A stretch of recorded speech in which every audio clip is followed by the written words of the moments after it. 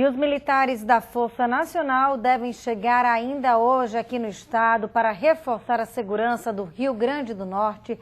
E é sobre esse assunto que a gente conversa ao vivo, direto da redação com Kaline Mesquita. Bom dia, Kaline.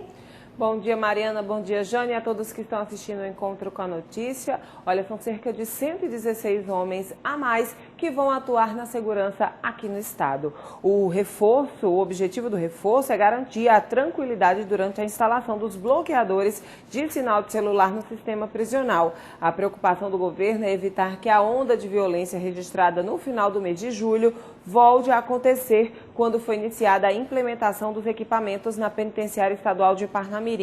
Por meio de uma rede social, o próprio governador Robson Faria anunciou a chegada dos militares vindos do Rio de Janeiro, prevista para hoje à noite. Também nesta segunda-feira deve começar a instalação dos bloqueadores na Penitenciária Estadual de Alcaçuz, em Nísia Floresta.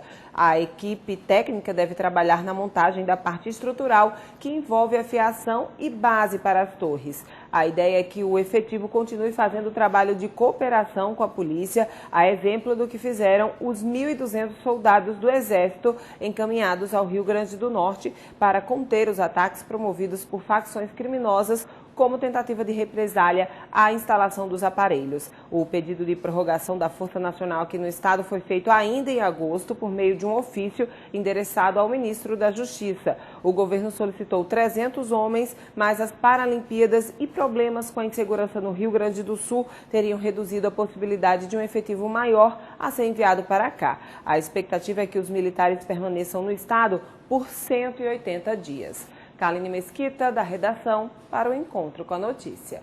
Obrigada, Kaline. E aí, Jânio, vai resolver? Olha, pelo menos houve um teste aí nesse final de semana. Quando sexta-feira eu vi a divulgação nas redes sociais de alguns veículos de comunicação que iam colocar os bloqueadores em Alcaçuz sem a presença da Força Nacional, que havia sido solicitada e estava programada para chegar hoje. Eu confesso que fiquei receoso de alguma atividade dentro e fora dos presídios. A gente viu e a gente sabe que nesses últimos anos os presídios ficaram cada vez mais sob o controle dos presidiários.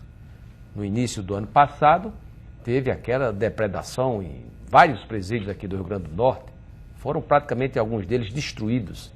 Aí a Força Nacional veio para se restabelecer um pouco a ordem, mas ainda sem conseguir o controle. Há poucos dias, a gente quando viu o início da instalação de bloqueadores, as ações fora dos presídios, comandados por presidiários, vários agentes aí, de organizações saíram queimando o carro e provocando atos de violência. Aí o Exército veio e esteve presente. Agora, depois que foram transferidos mais de 20 líderes que comandavam essas ações dentro e fora dos presídios, alguns deles inclusive para presídios em outros estados distantes aqui do Rio Grande do Norte. E depois que prenderam algo em torno de 100 daqueles que estavam praticando os atos nas ruas, mesmo assim eu não me senti seguro nesse final de semana quando eu vi, vão instalar os bloqueadores, o que é que vão fazer?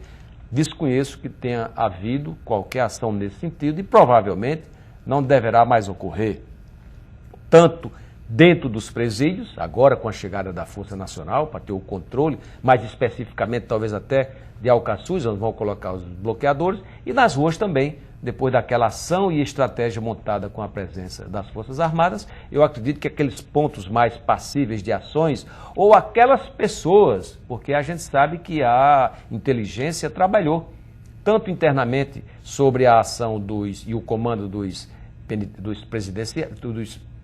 dos presos, quanto fora dos presídios, aqueles que estavam fazendo aquelas ações. Há um mapeamento, há um acompanhamento.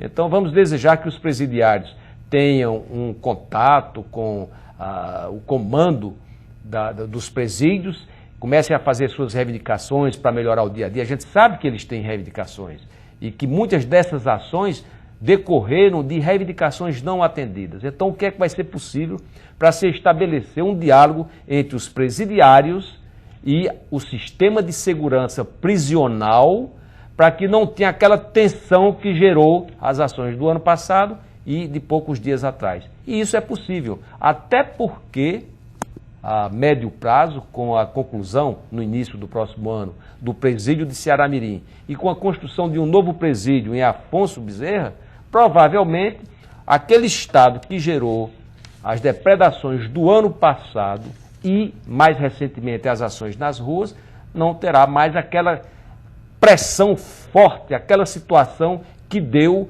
aquela ousadia, e eu diria praticamente em alguns momentos, até o desespero dos presidiários em praticar esses atos, e essas fugas não podem ser desconhecidas. O sujeito arriscando a própria vida, vários deles, inclusive, chegaram a morrer em fugas com o soterramento lá de alguns desses túneis. Então vamos desejar que, com a instalação dos bloqueadores, a vinda da Força Nacional e ações, a gente volte a ter segurança nas ruas, controle nos presídios e um diálogo possível com os presidiários e o sistema de segurança para não se retornar àquele estado que gerou e tem gerado tanta violência no Rio Grande do Norte.